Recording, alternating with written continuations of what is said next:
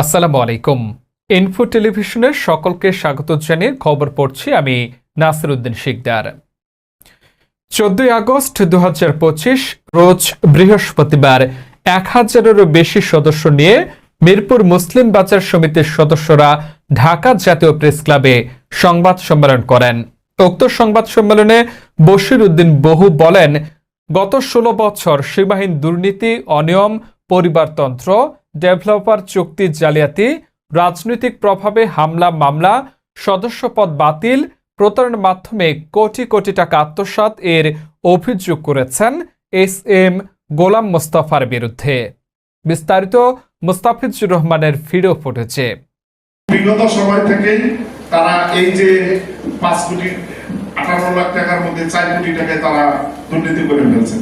এখন আবার তারা এই 16 বছরে প্রায় 80 থেকে 100 কোটি, এখন ডেভেলপারের কাছ থেকে যদি 50 কোটি খেয়ে থাকেন, আবার যদি সদস্যদের প্রতি মাসে 2000 করে চাঁদা নিয়ে সেটা কোনো সুবিধার হিসাবে দেন না। মানে সুবিধা করে কি জন্য? সুবিধা কিন্তু আপনার খুবই গরিব মানুষ সমিতির সাথে সম্পৃক্ত হয়।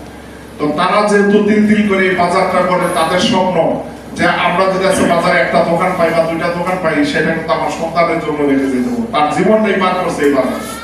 তো সেই লোকের সম্পদ ওনারা লুটে পুটে খেয়ে ফেলছে। এতক্ষণ ইনফো টেলিভিশনের সাথে থাকার জন্য ধন্যবাদ।